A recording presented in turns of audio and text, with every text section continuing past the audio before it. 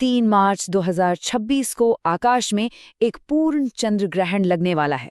अब देखिए, ये सिर्फ एक खगोलीय घटना नहीं है। एक प्राचीन ज्योतिषीय सिस्टम की माने तो ये जो परछाई है ना, ये हमारी दुनिया की राजनीति पर बहुत गहरा असर डाल सकती है।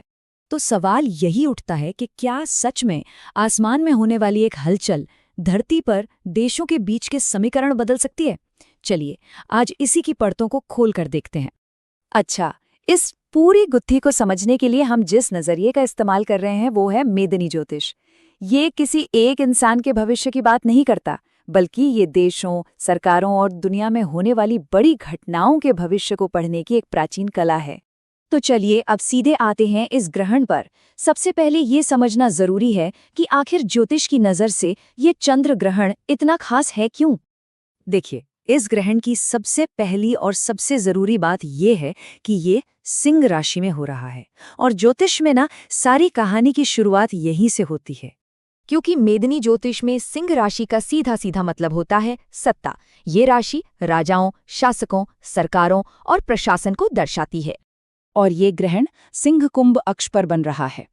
अब इसको ऐसे समझिए जैसे आसमान में एक रस्साकशी चल रही हो।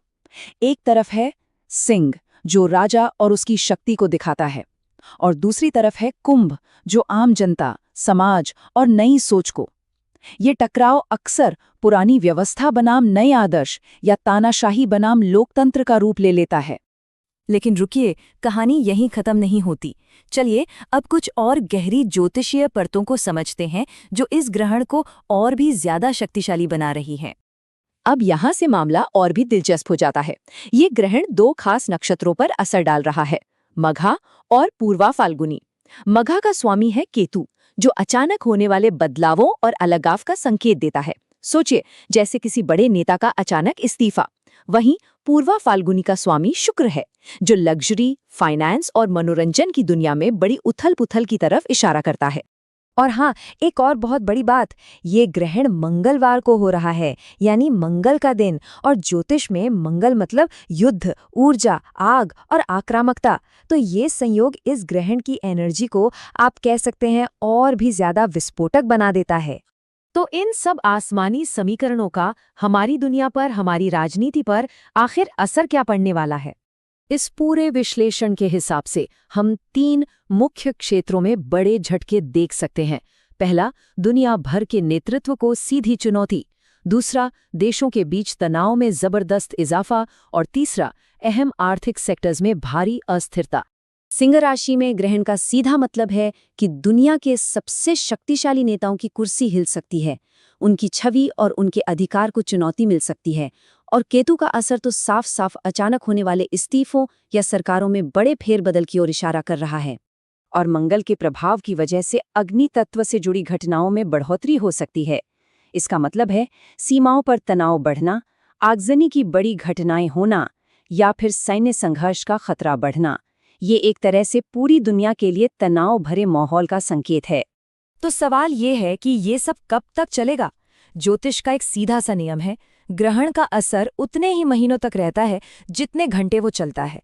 ये ग्रहण लगभग 3.5 घंटे का है, तो इसका असर आने वाले 3.5 से 4 महीनों तक दुनिया भर में साफ तौर पर दिखाई देगा। लेकिन ठहरिए, इस कहानी का एक और भी पहलू है, एक आध्यात्मिक पहलू, जो इस पूरी घटना को एक बिल्कुल ही अलग मतलब दे देता है। ये एक बहुत ही दुर्लभ संयोग है, ऐसा बार बार नहीं होता। ये चंद्र ग्रहण ठीक होलिका दहन के दिन पड़ रहा है, वो त्योहार जब हम आग में बुराई को जलाकर अच्छाई की जीत का जश्न मनाते हैं। तो अगर आध्यात्मिक नज़र से देखें तो ये सिर्फ एक खगोलीय घटना नहीं, बल्कि ये है नकारात्मकता का दहन। ये ब्रह्मांड के स्तर पर एक शुद्धिकरण, एक प्यूरिफिकेशन का प्रतीक है। तो इसका मतलब ये हुआ कि भले ही दुनिया में राजनीतिक उथल-पुथल और तनाव की भविष्यवाणी हो, लेकिन साथ ही साथ ये राष्ट्रों के लिए अपनी आंतरिक शुद्धि करने और नकारात्मकता को खत्म करने का भी एक बड़ा मौका हो सकता है। तो अंत में इस सारी जानकारी का निचोड़ क्या है? हमें क्या समझना चाहिए? मेदिनी ज्योतिष का नजरिया हमें बताता है कि ये ग्रहण कोई अचानक होने वाली घटना नहीं है। ये एक कॉस्मिक सिग्नल है, एक ब्रह्मांडीय संकेत जो दुनिया में एक अस्थायी लेकिन बहुत गहरे बदलाव की ओर इशारा कर रहा है। एक तरह का ग्लोबल रीसेट। और ये सब हमें एक आखिरी सवाल पर लाकर छोड़ देता है। क्या आसमान में होने वाली ये घटनाएं सिर्फ एक संयोग हैं, या फिर ये वाकई हमारे सामूहिक भविष्य के नक्शे पर आने वाले मोड़ के निशान हैं? सोचने वाली बात है।